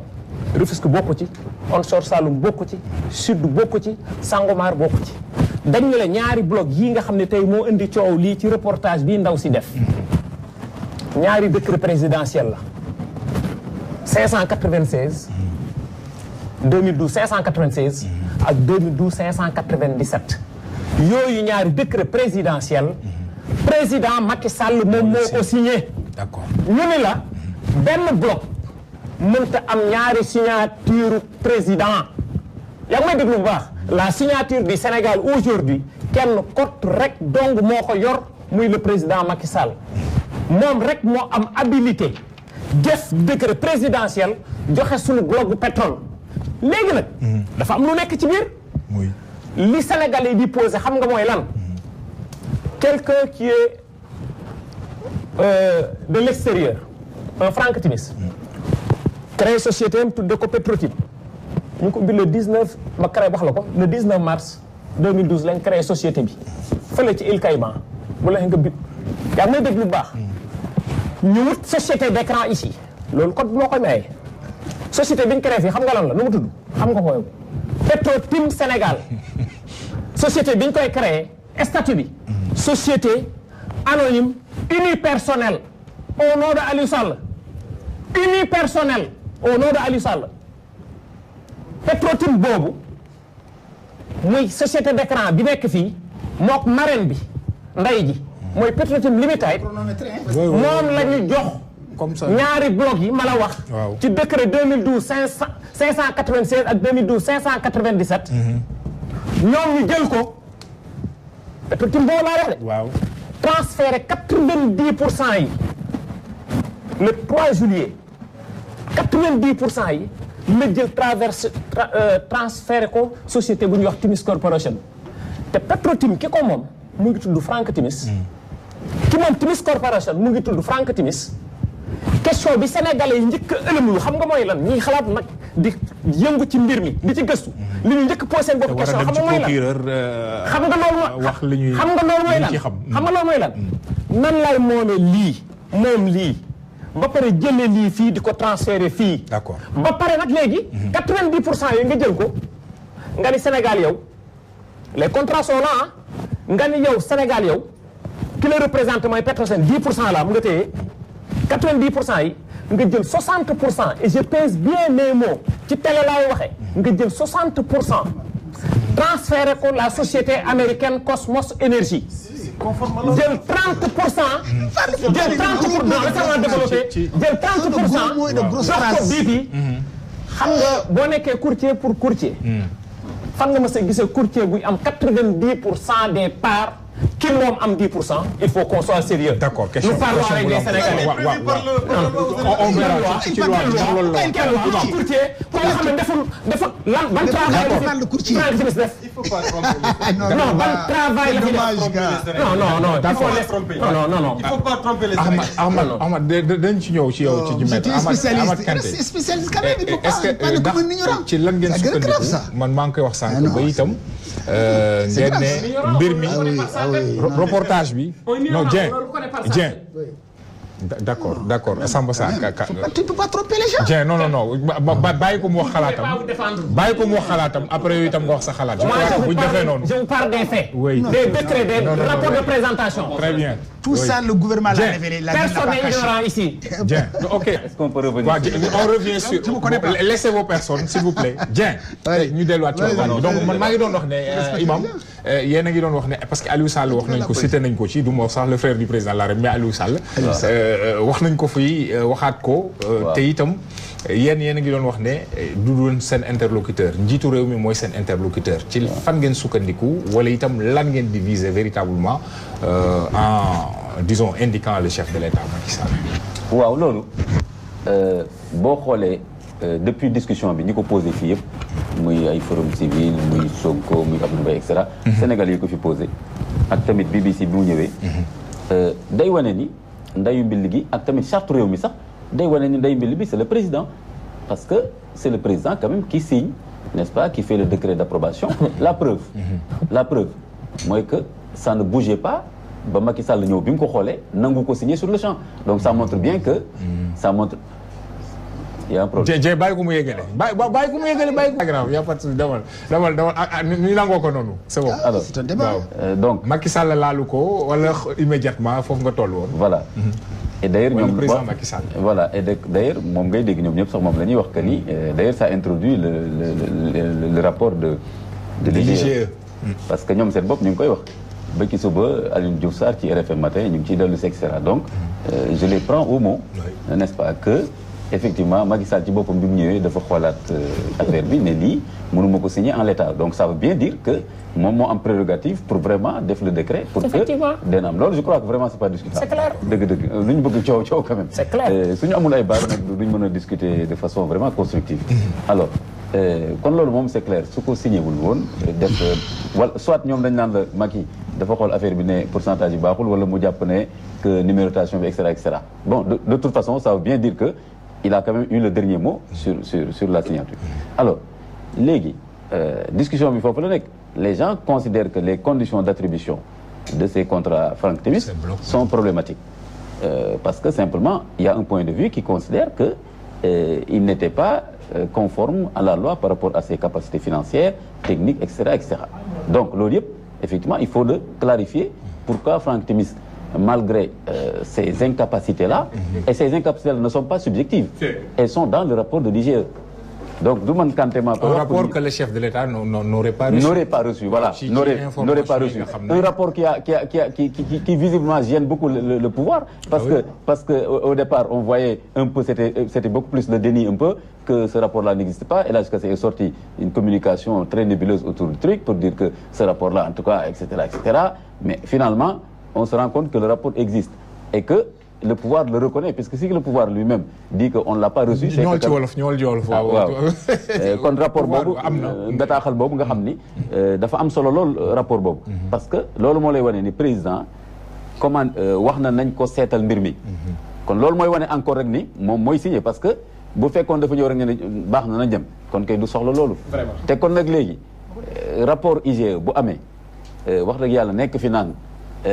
rapport bi président jotu koog yooyu wax dëgg yàlla waxu politique la parce que rapport boobu ñooñu sañuñu ko def lu dul président moo leen ciy jox ndigal jox leen moyens yi ñu koy defee bu ñuy paree jébbal ko ñemewuñ koo jébbal keneen wala dugal ko seen tiroir loolu yëpp tamit enquête bi normalement j'espère que dinañu woo ñi def rapport bi laaj leen loolu tam daf may posé waale sax question yi ñuy posé ñun que ni enquête procureur boo xam ni ku nekk loo xam ñëwal nit ñi nañ ñoom nag nekk foofu daal di rang dig suba ngoon di rang dig suba ngoon loolu ñu bëri nee nañ kenn musul gis mooy lan am na ñoo xam tudd nañ leen ci procureur lu tax du leen woo directement déjà déglu leen auditionné leen bon mais am na ñi moo xam ñi mu wax ne aussi dina leen woo au moins. d'accord wax na ko waaw c'est très bien tudd na leen ñi muy woo. waaw ñan la wax da leen di woo. bon wax na ne Aliou Sall dañ ko déglu journaliste bi dañ ko déglu quand même ñooñu. je pense que waaw. non j'ai pas dit que waxul day woo ñooñu. mais bu fekkee confirmé ko rek baax na. waaw wax na ko ok très bien. kon c'est très bien ça avance très bien. alors dina leer léegi kon. problème mu condition d'attribution kii boobu lañ posé. na leer condition d'attribution yi te am na flottement au niveau du pouvoir boo ko seetloo parce que affaire rapport bi xel mënul nangu. institution bu toll noonu def liggéey bu toll noonu nga xam ne dafa war a aider le président ba pare président di wax ne jotuma ko dugg na fii jaar na fii ñi naan rapport mi ngi OFNAC et cetera donc problème boobu lu ñu war a clarifier la beneen problème bi mooy. conflit d'intérêt bi nga xam ni mën na am effectivement te BBC wane ko entre société Agritrans boobu nga xam ni nijaayu président mooy responsable bi Aliou Sall moo ko sos ak des intérêts publics liés au pétrole donc même bu fekkee ni Aliou Sall est une personne individuelle mais quand même sa proximité familiale avec le président pose problème et que ku bëgg a joxe exemple de bonne gouvernance da ngay sori yu mel noonu c'est pas une avancée démocratique et de transparence que d'avoir sa famille autour n'est-ce pas du pétrole d'un pays gis nañ dëkk yi ko def yëpp ay problèmes yu rëy lay mujjee Mozambique xaw ma daan bu yàggul doom bu jigéen bi moo yore woon yëpp bi papaam daanoo rek kenn xamul problème fu mujjee ak moom feneen ak feneen gis nga ki nekk itam Guinée xaw ma lan fu nekk mu ngi fay sonn na fa donc président Macky Sall bi mu ñëwee ak li xewoon diggante Karim Wade ak papaam y compris ñi nekkoon ci opposition bi temps yooyu nekk fii tey di wax naan non y a pas de problème de famille démb ñu ngi doon wax ne way Karim mooy ministre de la terre et du ciel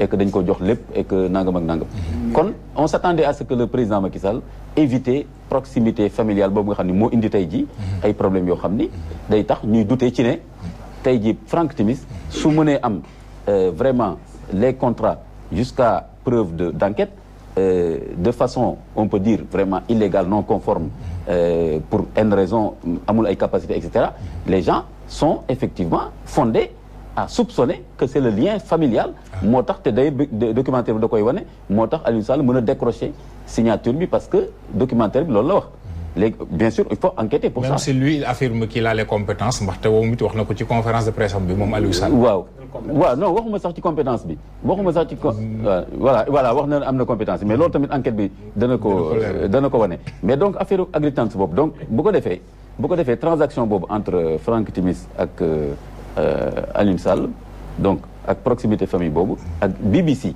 li mu wane ci documentaire bi c'est quelque chose quand même d'intéressant mooy que par exemple il y a des gens qui avaient dénoncé que ni il y a des paiements yu war a dem ci gafaga état bi te état bi jotu ko maa ngi rappelé wu su ma juumee ñu corrigé ma Amadou Ba dafa génnoon ne état bi waru ci percevoir dara Sonko da ko waxoon on peut préciser ñi ko waxoon Amadou Ba génn démentir ko catégoriquement en disant que ni état bi warul percevoir benn paiement ci diggante Franck Timis ak BP. maanaam impôt du am ci jamono yi nga xam ne ñu ngay signé. parce que dañ ko exonéré xam nga loolu Amadou Ba waxoon mais BBC daf ko contredire donc c'est ça qui est un élément intéressant de discussion démocratique mooy que ni mais je prends la parole de Amadou Ba je prends d'autres paroles donc dafa laaj ñu leeral ko léegi kon li fi nguur gi doon wax yëpp circuler y a rien à voir quand même non c'est pas possible il y a des choses à voir à clarifier parce que dès l'instant qu'il y a deux paroles rek libre déjà rek alors il faut voir donc BBC li ñu wax ci seen enquête yi ñi ko wax foofu na mi tamit def nañ seen i gëstu et effectivement nañ leen porter plainte et cetera on verra les choses maintenant ñoom dañu wax mooy que document bi ñu gis loolu la expert bi wax ci documentaire bi document bi ñu gis il est inscrit que c'est des paiements qui devaient aller à l'État du Sénégal. On a trouvé le même montant, bizarrement, dans le compte de Agritrans qui est géré par Ablaye Timbo, qui est l'oncle du président de la République. Et que société boobu Aliou Sall moo ko moom. Donc il y a quand même une proximité familiale et des paiements qui vont vers un compte privé. Et c'est pas vrai. Il est marqué, non, ça, les enquêtes vont le montrer. Non, vous ne pouvez pas le dire maintenant. Parce qu'on dirait une enquête. Moi, cette position, parce que si vous dites déjà que tout est faux, même d'un point de vue ça n'a pas de sens. Je vais te le démontrer tout à l'heure. Ça n'a pas de sens. Techniquement, c'est impossible. Laisse-le terminer, après vous aurez la parole. Je crois avant maître, c'est vous. Si tout ça n'a pas de sens, donc président de Forum Tahaou, ça n'a pas de sens, qu'on dirait le procureur de faire enquête. Moudière quoi. Voilà, Moudière. Donc, parce que président Molo a une information quand même. Alors, vous n'avez pas cru. Allons-y. Voilà. Et bien sûr, on va y aller. Non, on va y aller. Alors, donc, paiement expert Bourné, c'était au nom de l'État qu'on a trouvé là-bas. Il faudra justifier ça. Beneen question aussi, moi, il y a des points de vue qui disent que Aliou Sall a été payé pendant 5 ans. Est-ce qu'il a déclaré ce salaire-là au fisc pour Waneni qu'il est bien un citoyen sénégalais qui perçoit quelque chose par rapport à une société qui est domiciliée au Sénégal. C'est une question qui est enquête de corps. Donc voilà des questions intéressantes. Beaucoup d'interpellations. Beaucoup d'interpellations. C'est ça. Est-ce que vous avez d'abord la notion de conflit d'intérêt? Non,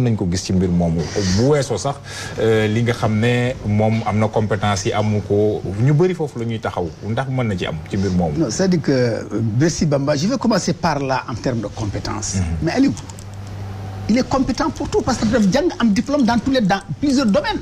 C'est-à-dire qu'il avait des compétences. Non, attendez, non, c'est lui qui m'a demandé. Moi, je n'ai pas dit que Karim Non, c'est le débat. Donc, Karim a des compétences, donc Aliou a des compétences. On est d'accord? Voilà. On ne peut pas comparer Aliou Sall et Karim Wade. Pourquoi? Parce que lorsque... Quelles sont les compétences de M. Aliou Sall que vous dites? On l'a connu en tant que journaliste de formation. Mais il n'est pas minier, il n'est pas pétrolier, il n'est pas gazier. Combien de diplômes il a fait? Est-ce que la question il n'est pas minier, il n'est pas pétrolier, il n'est pas gazier. On n'est pas dans le pétrole parce qu'on est minier et gazier. Vous n'avez pas compris grand-chose. Il est journaliste de formation. Non, il a fait plusieurs diplômes. Il est né au Sénégal, il a grandi au Sénégal, il a étudié au Sénégal. Ça n'a aucun sens. Les gens le connaissent quand même. C'est-à-dire que c'est la... Attendez, j'ai mais la subjectivité... Dans ce débat-là, dès qu'on est subjectif, on ne réglera rien. Très bien. Il faut être objectif. Aliou Sall est un citoyen sénégalais comme toi. Quelles sont ses compétences? Il a fréquenté des universités comme toi. Il a fait l'ENA de Paris. Je te donne. Il a fait l'ENA de Paris. Voilà. Il a fait plusieurs diplômes. Donc, vous ne pouvez pas remettre en cause sa compétence parce qu'on va vous retourner en classe, vous allez faire un examen. Peut-être même les plus compétents. Même dans ton domaine. La connaissance aujourd'hui. Non, compétence. Wéeruwul ci diplôme wéeruwul ci leneen da ngay dem wut ko nga am ko. On sur le débat. Sans pour que ce soit un diplôme. Non, c'est important pour une question de compétence. Voilà, tu m'as dit quels sont ces diplômes. C'est ça que je te réponds. La compétence dans des domaines. Quel domaine? De gestion ou de qui concerne le pétrole. On ne peut. Je suis d'accord qu'il pose des questions. Je dis que la compétence dans le cadre d'un parcours intellectuel n'est pas lié obligatoirement à un diplôme. Très bien. Maintenant, conflit d'intérêt. On peut même avoir un diplôme et ne pas être compétent. Donc la question qui se pose, conflit d'intérêt. Je dis qu'il n'y a aucun conflit d'intérêt. Pour la simple et bonne raison que quand Aliou rentrait dans ce secteur-là, Macky Sall n'était pas président. Franck Timis qu'il a rencontré en Chine pendant qu'il était délégué de la République au niveau de l'ambassade en tant que représentant des questions économiques. Ça n'empêche pas qu'il y ait conflit d'intérêt. Écoutez, monsieur, en ce moment-là, Macky Sall n'était pas au pouvoir, donc il ne pouvait pas y avoir de conflit d'intérêt. À ce moment, ils sont parents, donc... Dans l'opposition. Même s'il a eu... Non, là, il parle de la rencontre, mais au moment où il take les actes, est-ce que l'on fait cool? C'est-à-dire qu'il faut que vous m'écoutez. D'accord. Parce que la question de l'engagement... Sur les contrats, la question... Ils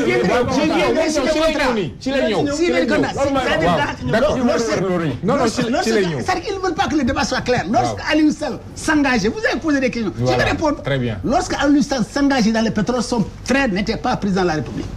Et lorsque les premiers contrats étaient signés sur ces blocs dont tu parles, il ne peut pas y avoir de dichotomie. Parce que quand on entend ton discours, c'est comme si on avait déjà trouvé du pétrole avant qu'on signe les contrats. Alors que ce ne serait que des permis, c'était une question d'exploration, mais c'est des permis de surface, de superficie. Ce n'est pas le pétrole encore.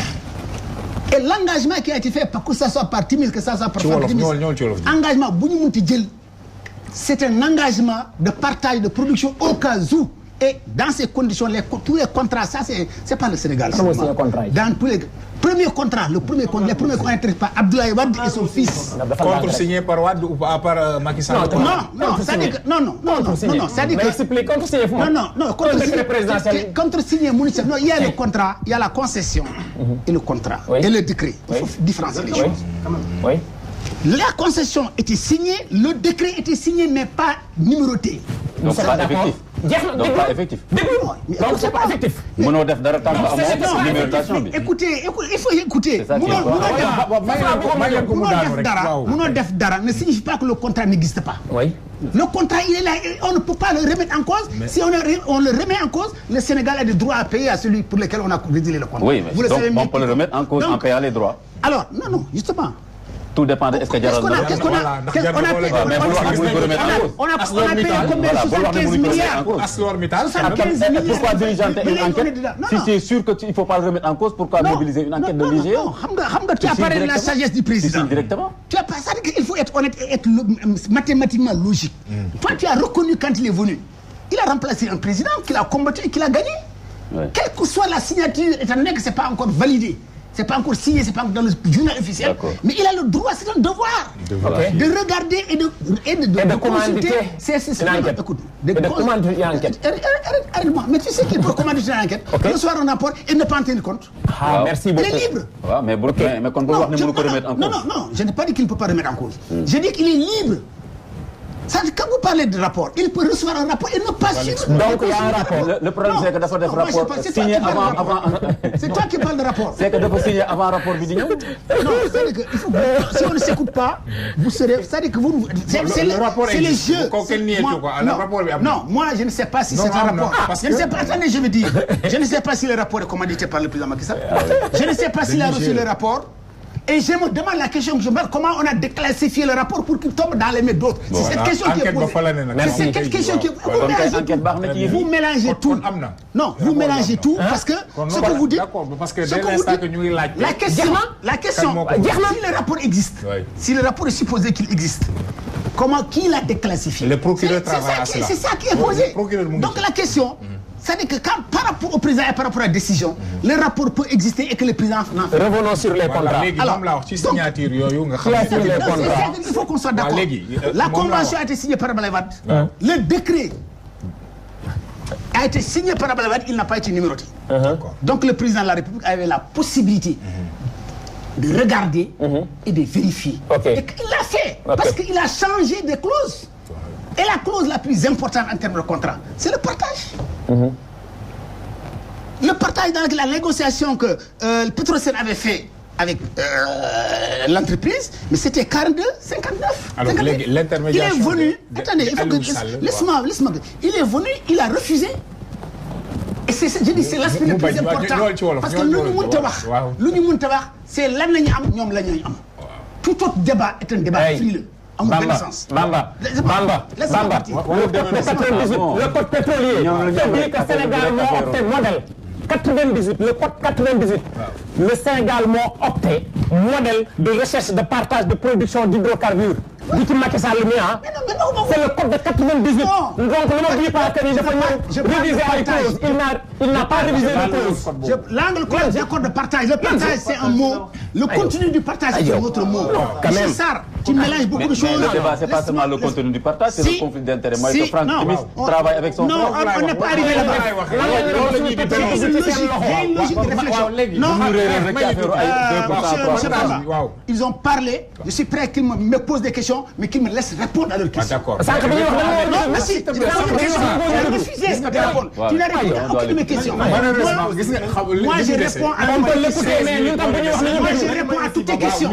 La première question d'abord, j'étais monté, tu as dit que Abdoulaye Wade n'a signé aucun rapport. Abdoulaye Wade n'a signé aucun décret. Donc ça suffit déjà, tu n'as pas raison. Ça c'est un. De deux, ces rapports, ce décret qui a été signé et cette convention qui a été signée, quand Macky Sall est venu, il l'a regardé parce qu'il a modifié les clauses de partage. Très bien. Ça c'est la deuxième chose. La troisième chose, vous parlez d'Aliou Sall. Je dis qu'Aliou Sall... Le conflit d'intérêts. Non, je parle d'abord d'Aliou Sall en tant que Sénégalais et en tant qu'acteur de développement qui a des rapports économique avec une entreprise. Et qui est le petit frère du chef de l'État. Non, ça vient après. Parce qu'il l'a fait, il a créé d'abord. Il a créé d'abord son entreprise. Avant que. Moi, pose la question. Mais Petrotim Sénégal. Non, Petrotim Sénégal. Petrotim Sénégal, c'est une. Mais c'est les textes réglementaires. Société anonyme unipersonnelle. Pourquoi pas? Bravo. Parce qu'il Rien ne l'interdit. Bravo. D'accord. Tu ne peux pas me sortir un texte, un seul article qui l'interdit. Laissez-moi parler. Le fond du problème, Aliou Sall est un représentant pays de cette entreprise. D'accord. C'est la loi qui permet et qui autorise même à lier cette entreprise de droit sénégalais. Seulement, le documentaire BBC montre que c'est sur condition de décrocher.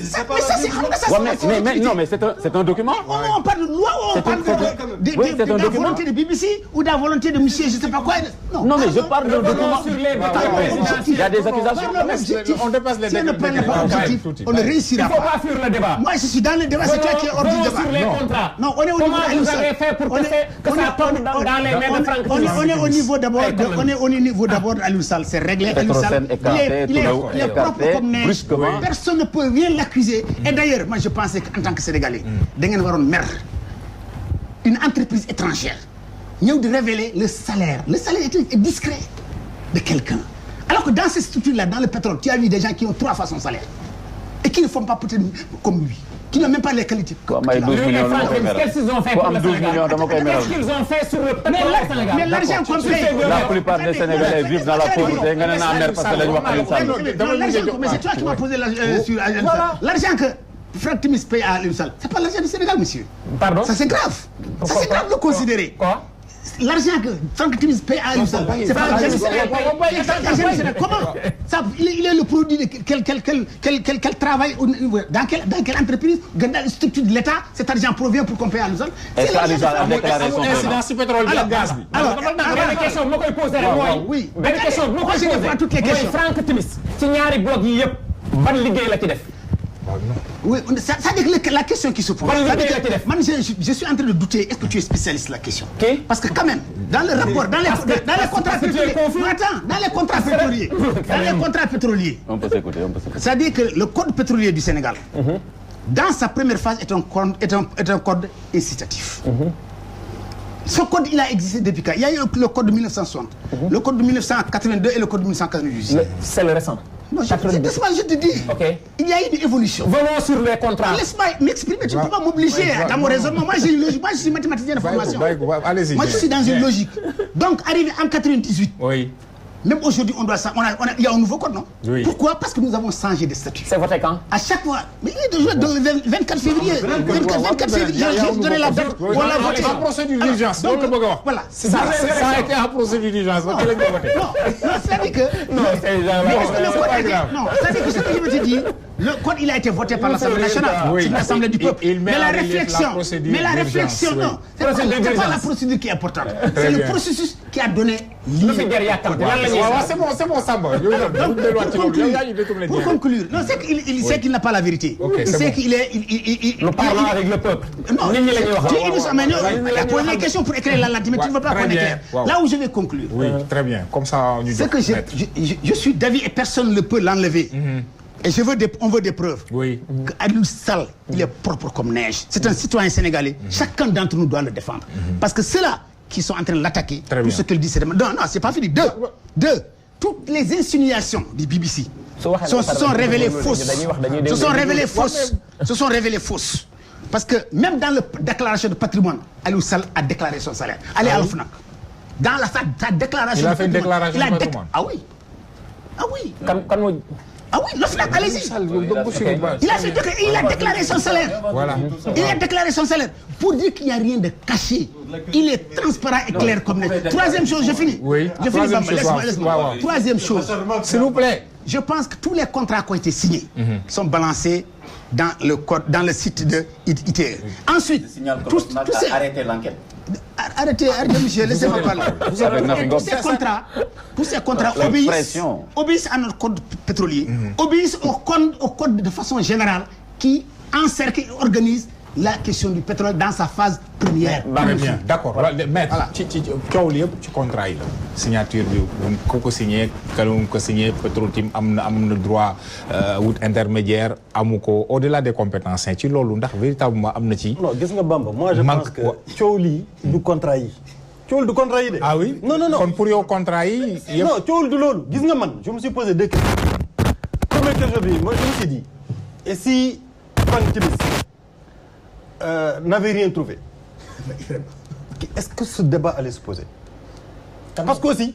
exploration. oui exploration yi bay trouvé. Franck Timis moo def exploration. non dafa def demande. waaw permis waaw jox ko. waaw j'ai dit si à l'aboutissement on n'avait rien trouvé.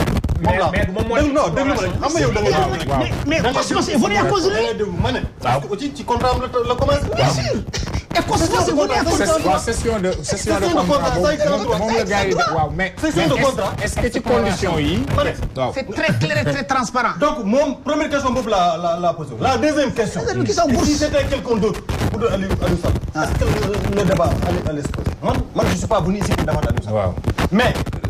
non je suis pas venu ici pour défendre Aliou Sall. moi je le défends. il m'a pas payé je le défends pas. il est blanc comme neige. mais je me suis dit. pas défendre l'indépendance. ça c'est toi pour parce que on a même parlé de compétences. mais compétences yooyu lu signé woon ñun. le contrat qu'il a signé entre Aliou Sall personne privée. signé un contrat avec une société privée.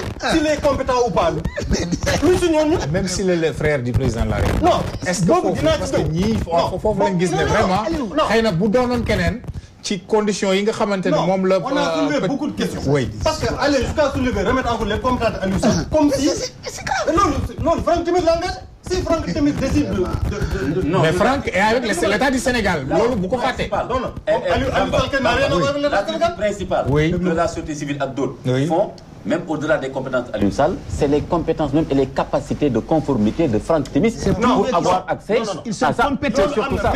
Non, et ça l'enquête va le révéler. On a goûté de la compétence. C'est quoi la compétence? D'accord, mais pour moi c'est secondaire.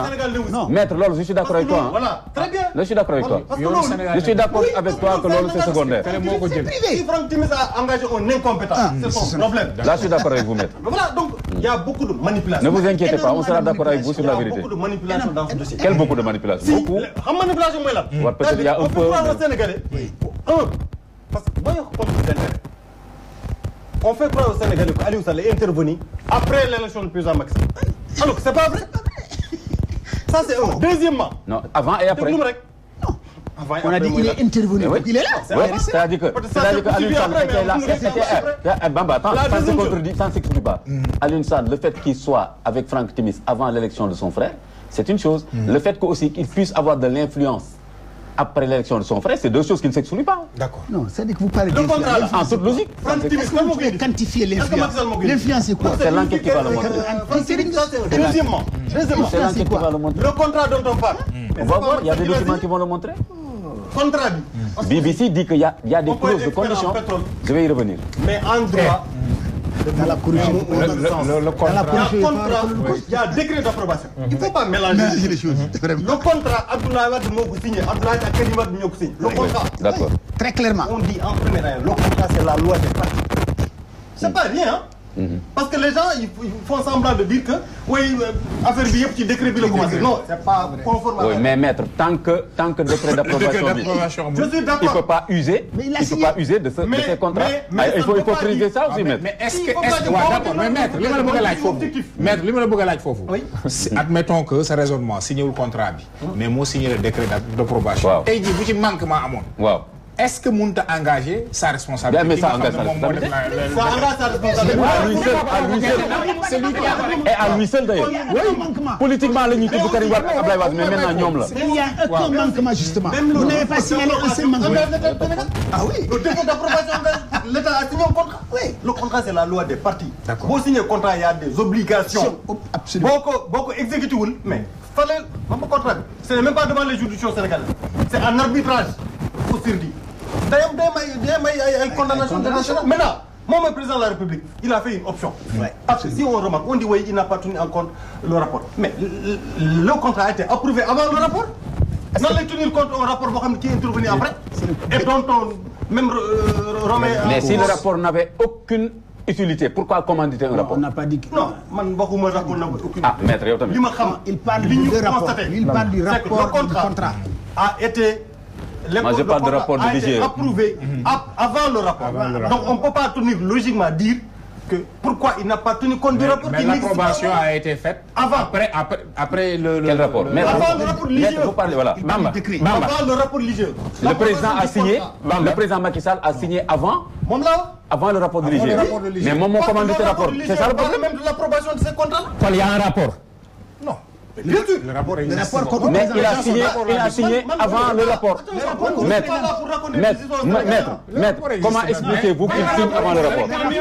Il signe le décret. Alors que maintenant, il existe. Moi, je ne l'ai pas vu. Merci Bamba. Il y a une enquête qui a été ouverte. Mais maître, comment expliquez-vous qu'il signe avant le rapport? Non. Mais parce que le rapport n'existait pas. Ah bon, N'existait pas. Au moment où il a approuvé le contrat, Oui. le rapport n'existait pas. Voilà, léegi Donc, quand est-ce qu'il a commandité le rapport? Mais de xaw ma ko. Ah maître di nga ko wax de. Maître di nga ko wax de. imam di nga ko wax maître. Maître loolu di nga ko expliquer nit ñi de. Non, xam nga... Maître di nga ko expliquer nit ñi de.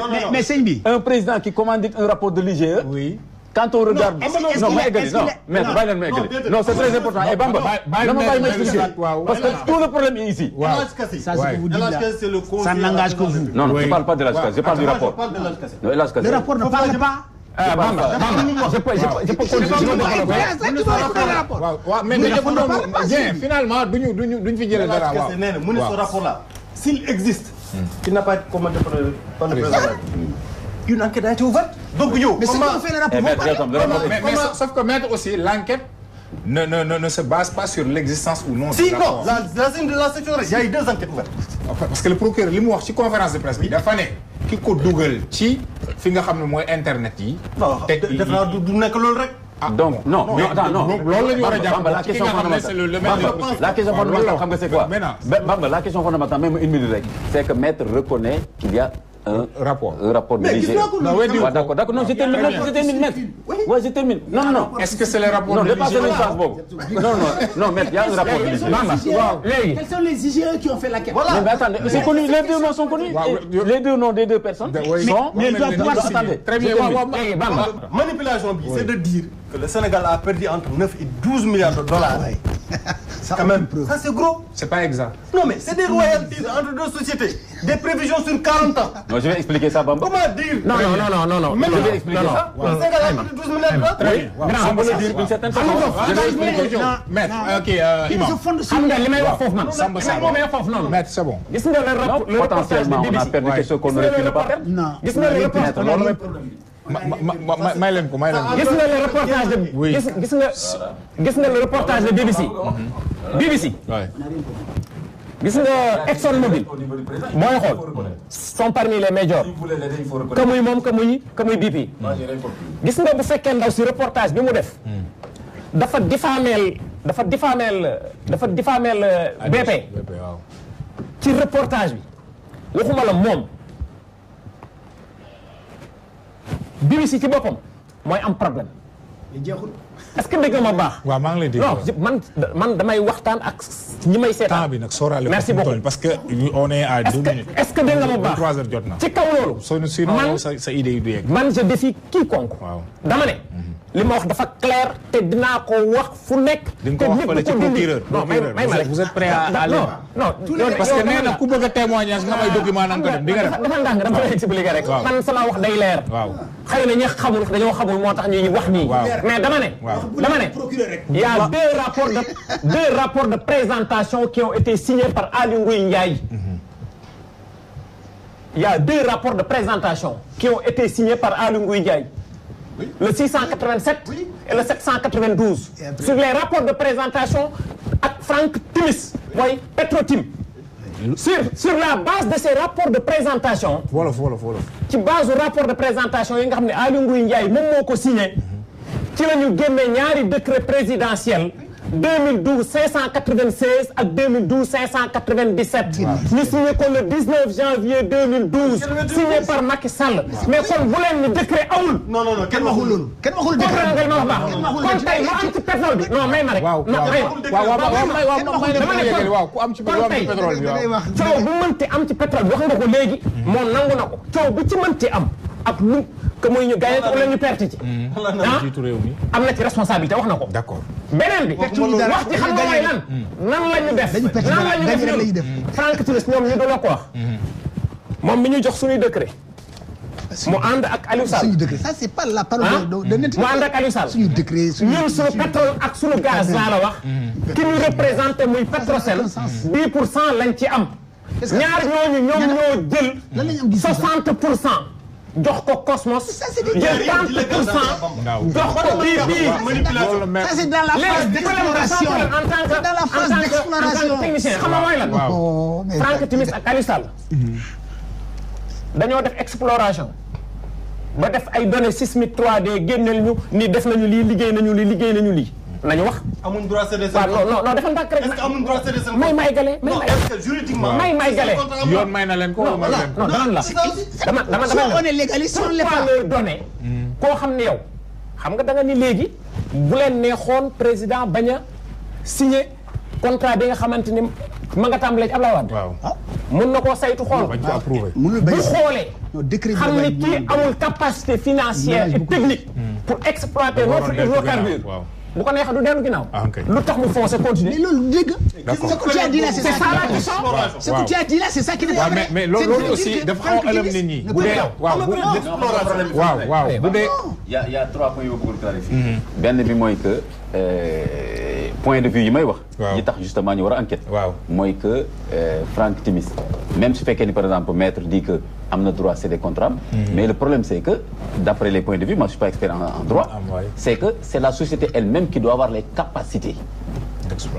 À ce niveau-là, maître, c'est ça. Quelle capacité? Non, attendez. Quelle capacité? Non, bi ñu ma bàyyi xool bi ñu ma bàyyi ma expliquer parce que xam nañu fii bu leeree rek affaire yi leer. parce que sur le rapport. Baba suñu bàyyi ma leeral fii rek affaire yi leer. waaw léegi capacité financière. maître bàyyi affaire yi leer rek. Samba Sarr yow épuisé nga 7 ans. waaw léegi maître dinañ la may nga préciser. attribution concession beneen affaire. waaw non je dis tout contrat peut être cédé. D'accord. Maintenant je suis d'accord. Par rapport à l'attribution il y a des conditions qu'il faut respecter. Très bien voilà maître. voilà conditions yooyu nag la ñu respecté wul selon notre point de vue. non j'ai beaucoup d'estime pour votre toutes ces conditions ont été respectées. Bamba imam yégalee mën na neex de c'est-à-dire que ni même maître reconnaître ne kon conditions d'attribution yi ça peut être discutable ñun on les discute moo tax war nañ ko def kii parce que on se dit que effectivement même pour nga mën a céder am na des minimums yoo war a am yoo xam ne ñun moom la ñuy discuter que ni Franck Timis amu ko. ba pare ñu jox ko et que on considère que la présence du frère du président. oui mën na ci jouer. ba tax ñu jox ko loo xam ne benn point boobu. benn point boobu. ñaareel point non j'ai terminé. vous ne connaissez pas Macky Sall. vous ne connaissez pas Macky Sall. non ben. bu ngeen xamoon Macky Sall vous n'allez pas parler comme vous parlez. ben j'ai rien contre lui hein ben. non j'ai dit que xamu leen ko. maintenant beneen bi non mais débat bu toll nii. débat bu toll nii Macky Sall ne peut pas signer un contrat à cause de quelqu'un. non mon cher. c'est pas sa nature. non mon cher débat bu toll nii moom débat bu toll nii moom mënuñu yem ci niveau boobu. on parle des institutions. on parle sama deuxième point. les institutions sont incarnées par des hommes. 19 janvier 2012. j'ai dit les institutions sont incarnées par des hommes. Laissez-moi ma parole. les hommes sont incarnés. Deuxième point bi. les institutions sont incarnées par des hommes. très bien non kon Bamba kon condition d'attribution yi à Franck Timis sans que mu matal conformité et ça ressort de façon très claire dans le rapport de l'IGE. mais ça c'est l'IGE qui le dit. Ah, l'IGE. Ah oui, l'IGE n'est pas. Vous faites comme ça l'IGE. Vous faites comme ça l'IGE. J'ai dit. L'IGE quand même c'est une institution respectable. Écoutez-moi ce que je vous dis. C'est-à-dire l'IGE. l'IGE. Il y a énormément de choses que l'IGE a dit depuis que la République qui n'a pas été respectée. La question n'est pas ça. Parce que Franck Timis, xam nga les gens confondent. Non je termine Bamba mi joxaat nga sama parole. deux secondes là. Compétence technique et économique. D'accord. Lui il n'est pas la Ozil Kayma. il n'est pas quoi tu expliques. Ozil Kayma. Quel est le problème? Il Kayma kuy wut dëgg tous les fonds logés Ozil Kayma xamal ni jubuñu. d'accord léegi je termine. parce que finalement. c'est que je sais. monsieur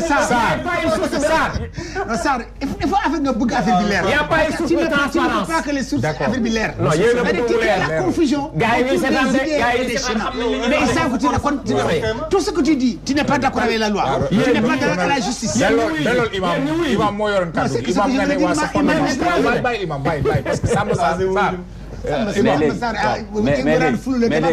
mais léegi donc ma ne la condition d'attribution yu douteuse yooyu tout le monde est d'accord xam nga lu tax parce que du lu subjectif c'est un rapport scientifique de l'IGE. Scientifique. Oui, continue. Mais quand même. Continue. Bon, si on néglige maintenant notre institution comme ça, c'est compliqué. Oui, tout ça pour défendre la politique, c'est pas bien. Parce que là, c'est pas technique. Ñooñu duñ politique. C'est le rapport de l'IGE. Oui. Mais dire c'est un rapport scientifique, ça n'engage que toi. Ok. Le président de la République. J'avais pensé que c'était une président de la République. Le travail de l'IGE quand même, un travail sérieux. L'IGE n'est pas. Maintenant, on va remettre en cause tout ça parce que les conditions d'attribution sont douteuses. Parce que l'IGE n'est pas le président de la République. Voilà, je termine. Xam nga ci rapport non signé qui circule. Waaw. Mais qui l'a signé? Non signé. C'est-à-dire que vous avez déjà raconté l'histoire. Mais jusque-là aussi, qui n'est pas contesté officiellement aussi, maître. Ba léegi dégg nga comme quoi non, le procureur a dit que le président n'a pas reçu le rapport. Comme le rapport existe, il n'a pas reçu. Voilà. Mais le procureur a dit que le président n'a pas reçu le rapport, donc le rapport existe. Maintenant, le procureur qui a été le premier à le dire. Voilà, ok, mais donc le rapport existe. Maintenant, quand on conteste, un rapport existe, quand vous dites le rapport existe, vous confondez tout. Bon, donc les enquêtes vont le montrer. Ok, mais man Bamba, dama doon wane rek manque de transparence bi société civile ak ñeneen ku mel ni ñun ak ñeneen fi ñu ko teg mooy loolu. Maintenant, l'enquête va nous. Mais moi je vais vous poser une question. La BBC, pourquoi dans l'enquête n'a pas interrogé la société civile? Pourquoi dans l'enquête ils l'ont interrogé des opposants qui ont été battus à part dans l'élection qui pourquoi? Est-ce que vous vous êtes posé cette question? Léegi Bamba. 2012, c'est combien d'années? Ma terminé. C'est combien d'années? Bamba, après 2012, Bamba, les paiements, ma terminé.